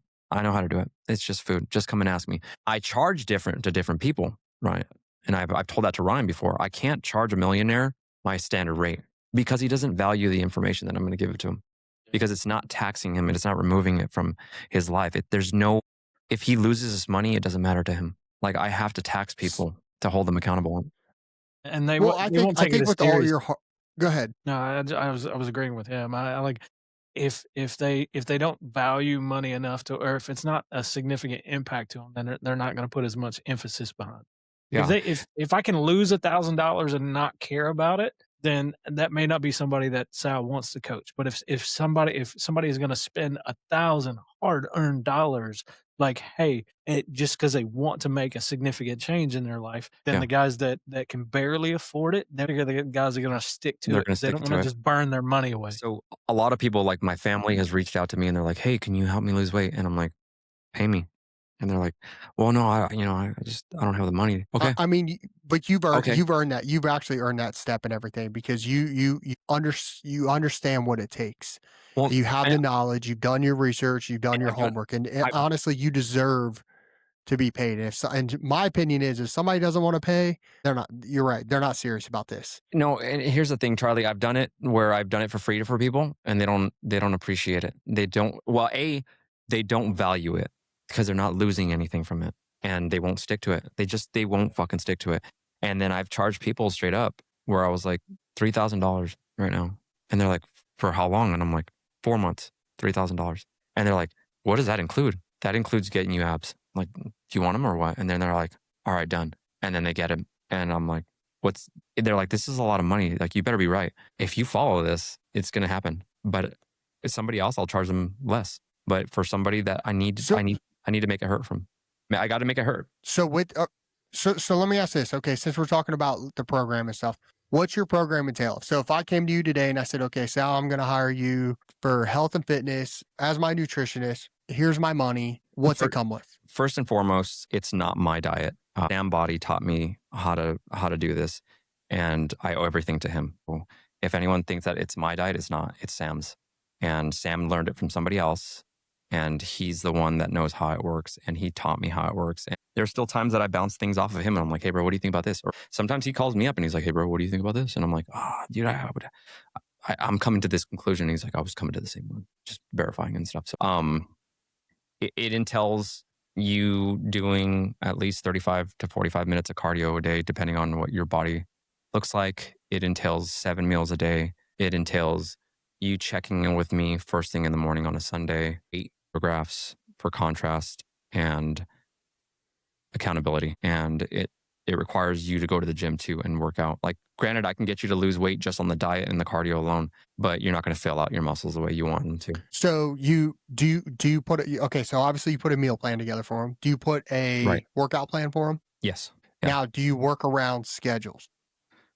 It's them. Like, say for the average person, for myself, me, single father, 2 kids, my son's got basketball, my daughter's got whatever the heck she's got going on at the time. So do you say, "Okay, you can still do this, but this is how you got to do it"? Well, yeah. I mean, I give you the script, basically, is here's what you need to eat in these 12 hours. These are the 7 meals that you're going to eat. It's on you to make them. It's on you to eat them. And you have to eat them every 3 hours or every 2.5 hours. So not the meal. Do you do your training? I'm talking about the training in general, because I feel like there's no excuse for meals. I feel like there's no excuse for meals. Everybody should be able to eat the meals that you recommend. I'm talking about the actual physical aspect training of it. Some people don't have the time every day because kids and life and just, things happen. Right. Prioritize the things that are important to you. Exactly. If you have time to scroll on Instagram and look at reels and do whatever, like I guarantee if you look at the analytics of your phone, the screen time, you could find an hour and a half a day just from screen time on your phone, even though that you think you have a busy day to carve out and go work out. Yeah, that's true. But what about, and remember, I'm just playing devil's advocate here because I'm actually in agreement with all of this. What about if, like, okay, they scroll at work, they get off at 4 and they got to get their kids right away. Is this something that you help like on a coach level?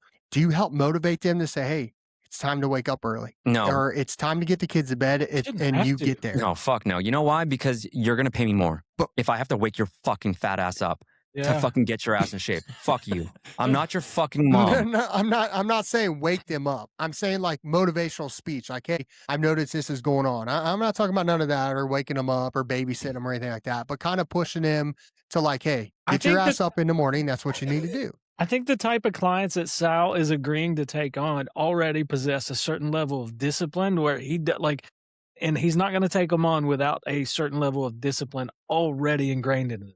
So, okay. So yeah.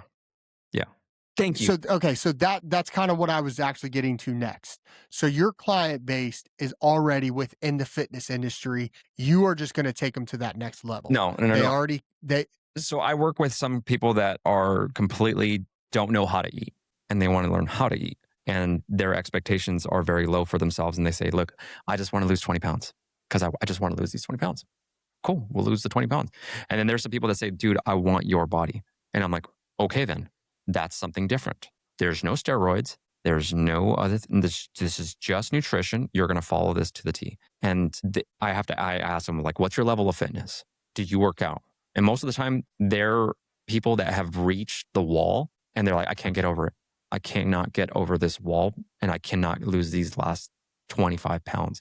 I cannot see my abs. And I've been trying everything. I'm running. You're just not doing everything right. You're just not including the trifecta. So then I say, okay, cool. Don't worry. We'll knock this out in 8 weeks, or we'll knock this fast. I got you. Healthy. I can get people to lose 4 pounds, up to 4 pounds. I try not to lose get anybody to lose more than 4 pounds a week because it's kind of dangerous. But 3 to 4 pounds a week is guaranteed if you're doing what you're supposed to do. It will work. It's math. It's science. Okay, so I got 2 questions for you now that I just found.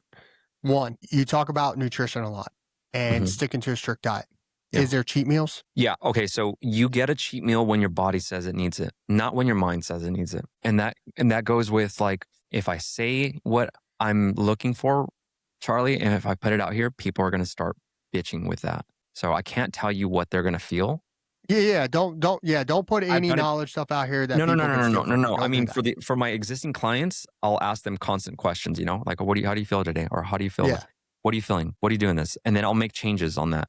I made the mistake of telling one person one time, when you're feeling this, you need more of this. And then every time they had a fucking headache, they're like, I took in more of this. And I'm like, stop. I see. So I don't tell people because you can't. You fucking can't, because then they start using it as an excuse and they're like, oh, well, I was feeling this way. And they start to self-diagnose. Yeah. And then they'll start putting in their own things if you tell them how sugars work with their diet, or if I'm going to give you like a spoonful of honey, it's going to do something to you. And if they think that they can self-diagnose themselves, they'll just start chugging honey and they'll fucking implode.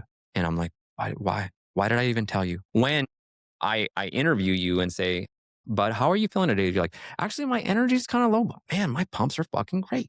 I'm like, okay, I know exactly what I need to adjust on you. And then I'll adjust it. And I won't tell them why I adjusted them. And I'll make the change a week later when their photographs come in and their scale comes in. So if they're flat, I'll give them something else. So if your muscles are looking really small, I'll give you something. I'll put something in the meal plan, or I'll tell you to go eat something. And then all of a sudden your pump is huge and you look fucking nasty, like just jacked. And you're like, dude, how can I sustain this? That was your race. I just gave you your fuel for your race. You're not allowed to take the race fuel every day. You're going to run empty constantly until we get you to like a level where your abs are showing. And then I'm going to give you something else, some other type of food. And then your muscles are just going to expand and they're going to be full. And then as long as you play in that zone and you're in that balance of, you don't need 25 gallons of fuel to run a quarter mile or to race a quarter mile. If you keep that mentality in your mind, stop putting all these calories in. But now all of a sudden you say, hey dude, I'm going to go to the beach next week and I need to take photographs. Okay, we need to start doing this. We need to start putting more of this food in there and more of this. And then we need to give you more water. And then all of a sudden they come in plickety plow and they're like, man, I want to look like this all the time. It's like, you just put on a show is basically what it is. So get back to skinny real fast. And then we'll so how important is sleep with all of this? I did it on 4.5 hours of sleep every day. So I read a lot of stuff and they talk about, oh, you need at least 7 to 8 hours of sleep a day. I don't have enough time. And then I read, like, I've also read that too. People don't have time to sleep 7 to 8 hours a day. I agree that you do need time off from the gym. So you need some, like, sometimes it's good to take 72 hours off from the gym so that you can heal your body and do some recovery and get some mental downtime. Of course, you need that for sure, but you don't need that every day. I don't think so. I ran on 6.5 hours of sleep for the longest time. And honestly, when I sleep 5 hours, I feel the best. When I sleep 8 hours, I'm like, well, I need 2 more hours after this. It's really weird. Yeah. Sometimes when I check my sleep analytics, because I track my sleep using the Garmin app, sometimes but for me, the 7-hour mark is when I get the best sleep. If I get 8 or more hours, it'll be like a fair score. Yeah. Good. But my excellent sleep scores are right around the. I agree with that 100%. So I think recovery is necessary, but you can also recover with food too, having the right nutrients. So, I think people so it, associate sleep with rest, and I mean, there is a component of rest that the sleep should fill. Just because you need some rest doesn't mean that's all sleep. Yeah, you can get recovery from just doing yoga, and you can get recovery from sitting in a hot tub. You can get recovery from just meditating. now with your training plan, do you tell them, push pull days, leg Yes. days? Do you put them Yeah. on a certain training program? Yeah, I do. Absolutely. So if you had to strip fitness down to 3 non-negotiables, what do you think they are? Legs, upper body, legs. Okay, so honestly, the strongest thing that you need is a strong back, a strong core, and strong legs. And there's a direct correlation between longevity in life and leg strength. So I'm going to say you need legs, of course. And you need a big back, honestly. Whenever you hit your back, you hit your arms, you hit your biceps, you hit your shoulders, there's a lot of things that you can hit by hitting your back. So as long as you have those 3 things, I would say you're going to be pretty good. So your deadlifts, right? Because they incorporate your legs and your back. And there's I don't even do chest anymore. And my chest gets big by just doing push-ups and doing the secondary motions and stuff like that. So I don't think that you need to bench 385 pounds because it doesn't do anything for you. When are you honestly pushing 400 pounds off of you? You don't need that. So you're not a big guy on International Chest Days Monday. No. You're more of a push days Monday, pull days Tuesday. If people understood leg day why I did it, Wednesday. I go by what doesn't hurt today, what's not fatigued today, and then hit that. And then the next day it's okay, what hurts? Oh, my legs hurt today and my shoulders hurt today. Okay, we're going to hit core and we're going to hit calves and we're going to hit lower back because that doesn't hurt today. That's not sore. That needs to be focused on. So you have to listen to your body as well. Because if you just go on the Monday chest, Tuesday back, Wednesday shoulders, that's all well and good for the beginner. But once you've already reached that level of fitness and you're already developed, push it to the next level and start going for functionality. Start being okay, can I run and jump? Can I run up this wall? Can I climb this? Am I strong enough to climb up this 8-foot wall by bounding off of the corner, the Jackie Chan moves and stuff like that? That's where I start pushing myself because I'm ideally, that's functional fitness to me. Can I, because I need that as a cop. Can I do this? Can I run this distance? Can I lift this person's body? And I would say the average weight of a person is about 225 pounds. So can firemen carry 225 pounds? So I don't squat over 245 pounds. I don't see the fucking necessity. I don't do anything heavy anymore. 25 is a must. If I'm deadlifting or squatting, I never put more than 2 plates on either side.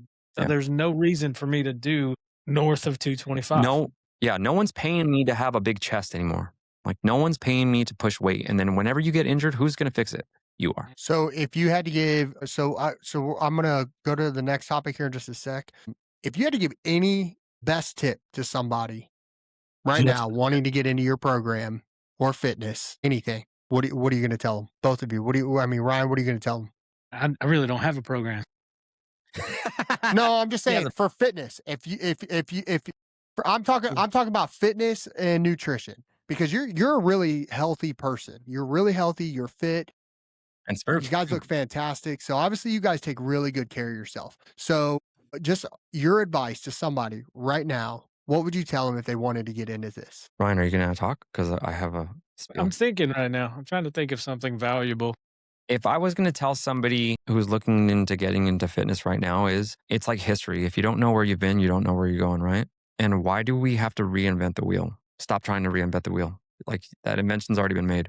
Take advantage of everybody else's shortcomings and learn from them and say, how did that guy get there? And then if he's honest with you and he's oh, I juiced here. I juiced to get this big. Okay, that's one way. If you want to have a heart attack at 40, do it that way. See what happens. Your testicles are going to fail and you're going to have hormone issues, but you're going to look good for a little bit. But if you want to look great and feel great and function great, then look at those athletes and ask them, just message somebody and say or somebody at the gym and say, hey dude, what did you do? How did you get here? And then if they're nice enough to give you the advice and break it down, cool. And if they're not, all right, cool. I'll go to the next person, but keep asking those questions. Keep talking, reaching out to people because sooner or later, you're going to run into me and I'm going to break it down for you. And I'm going to tell you, this is what you're going to need to do. And there are enough of people like me that are willing to go out there and teach people, because honestly, that's what it takes. I had to learn the hard way. I didn't ask those questions early, and I wish I really would have, because I would have been so far advanced right now if I would have just got out of my bubble and just asked for help. Just ask for help. Yeah, I think I would say don't stop learning. You know what I mean? We all came from the military at some point, and but the military did not teach. They taught us the basics of fitness, but so like there They was a taught us point in time when routine. they teach you regiment. Yeah. But like when I left the military, I thought, well, I've done this for decades. It must work. It doesn't always work as certain factors like age and injury and all those come into play. You got to change things up a little bit. Yeah. You have to like my diet is not the same that it was 10 years ago. I stay away from dairy. I stay away from nuts just because it upsets my system now. So, but just never stop learning if you're trying to get into something. And what works for you now may not work for you 5 years from now. So you may have Yeah. to change it up. Yeah. That's really great. Never stop learning. Never stop asking So questions. I'm gonna say you both are very inspiring when it comes to just the knowledge you guys have with just basically everything between Thanks, the man. Code4 podcast and the health and fitness that you guys share. I feel like you guys have a lot of stuff that you haven't even scraped the surface of the knowledge that you guys are going to share with everybody. So I think it's fantastic that you guys came on here and did this stuff. But I have some questions about this trip. You guys have a trip coming up, right? We do. So we're not putting a lot of information out there. The only information that we have publicized about the trip is I'm flying into Vegas and Sal's going to pick me up, and that's it. Okay. So Sal, you're like 2 hours from Vegas. There's 360 degrees of travel that we can be taking. We might go to. So, we okay, might go so to Death does Valley. this We might go to is this Death Valley. We might go to the is this Sierra is Nevadas. this travel? Is this travel? He's picking you up in Vegas, and you're hitting an airplane, or you're hitting the road, or If you don't know, you're not we gonna. will see. Okay. We may do a live event while we're out there. How long you guys gone? Like I fly in on the 17th and I fly out on the 21st. So we Yeah, got 4 5 days days. together. Are you gonna stay in Vegas at all? At least, I mean, you're going there, so at least. No. We're not of that kin. Yeah. We are not degenerates. We no longer seek. Well, I mean, you don't have to refuge. go to the Vegas to sin. do. We've the had our typical alcohol. Vegas stuff. We've drank our share of the alcohol. Do neither of you drink anymore? No. Mhm. No, It's that's good. I don't really drink much either. Shut up, Charlie. I don't. I do drink. I'm not gonna lie. I do drink. I will drink liquor. Like I drank liquor at poker night the other day.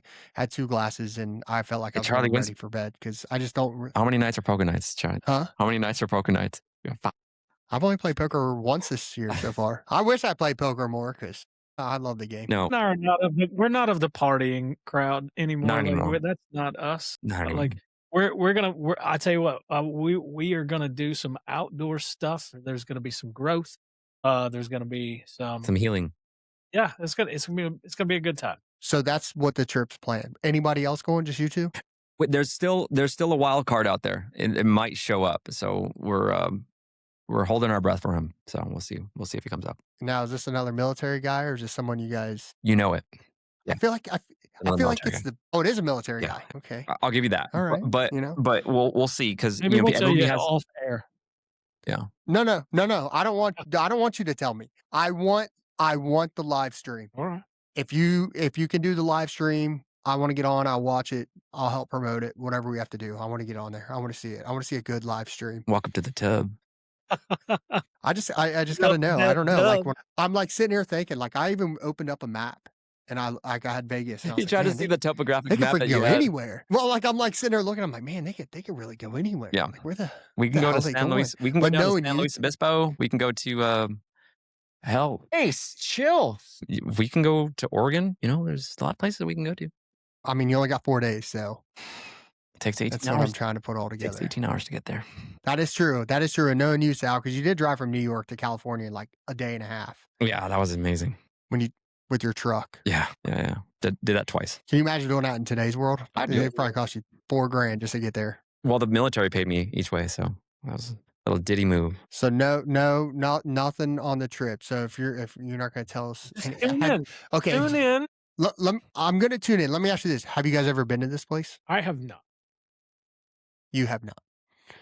Who recommended the I've trip? never even been to Vegas, so Yeah, and I'm never gonna been to pick him up at Vegas? 7 o'clock in the morning, so he's not even gonna get a thrill. yeah. It's gonna be empty. Oh man. Yeah. Yeah, you got to go to Vegas at like 7, There's 8 nothing o'clock in Vegas just I to care to start to get see, the man. peak. It's No, not man. my It's like I've done Vegas. We've done it all. Like there's nothing at the bottom of the bottle, bro. Like except for pissed off in the morning and hurt. And you know what? It's fun and we can have these laughs anyways because bro, caffeine gives me a fucking giggle, bro. And and just me being me is just psychotic anyway, so I don't need alcohol to release any inhibitions that aren't already released, you know? So the last thing I want to talk about here real quick, because we are gonna wrap it up soon. I do want to ask you, Ryan, about the Road Warriors Foundation. I've looked more into it. I've signed up for it and stuff like You that. should. Any events coming up or anything that So they have I planned? haven't looked specifically at any upcoming events yet, just because I haven't had time to.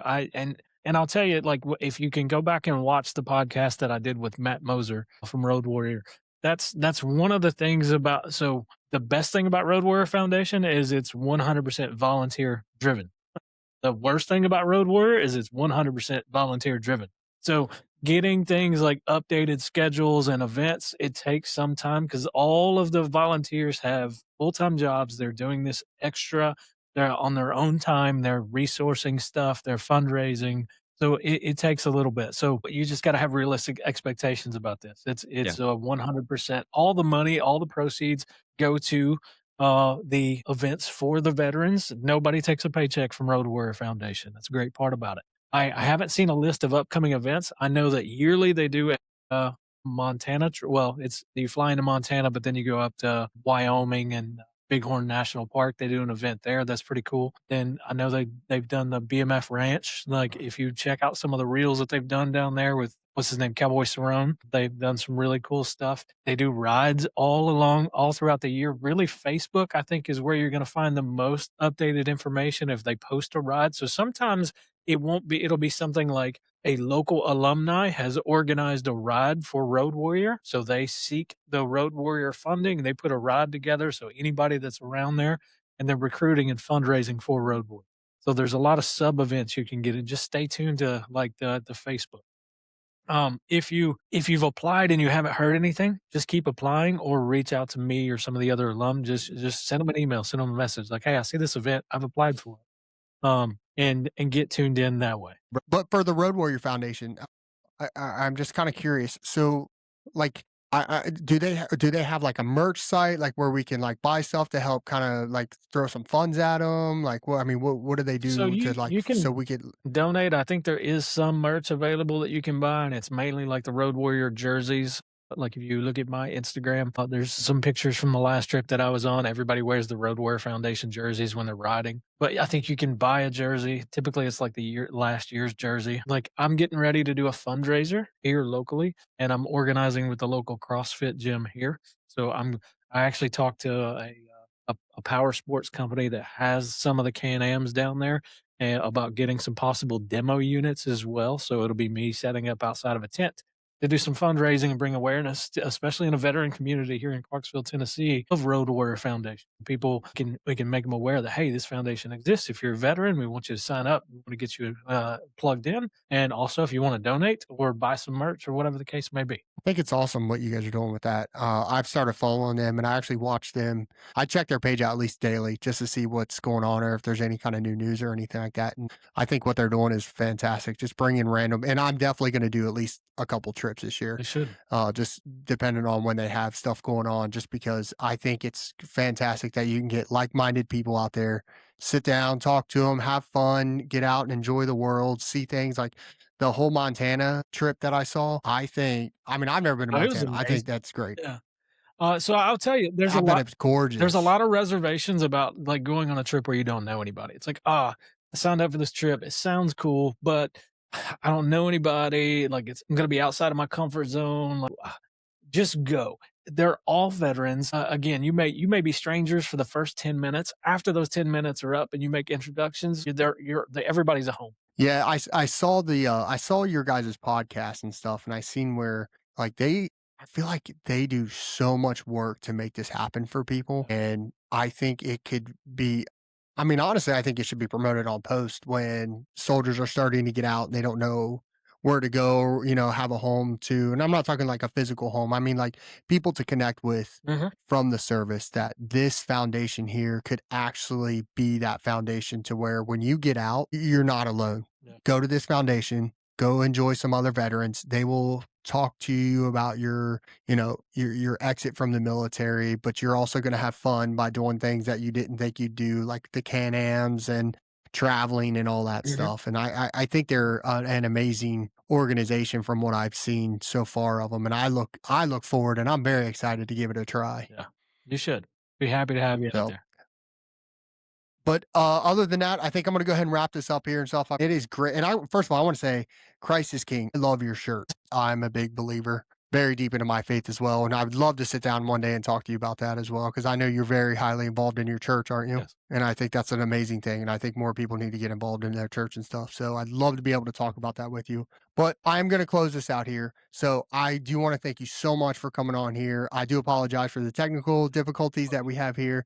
Like we all said, I'm still learning, still a new thing when it comes to podcasting, but I'll get it right. But thank you guys, Code4 Podcast. Thank you guys so much for everything you guys do, spreading your message and getting out there and actually inspiring everybody. Thank you. So I do We enjoyed it, and we enjoyed being on, and we enjoyed this little collaborative effort we got going here. We need to continue it. and we will, and we definitely will, and everything. So again, thank you. This is the Unfiltered Podcast and the Code4. Code4 Podcast. Yes. And I hope to see you again soon. We love you, fam. We love you.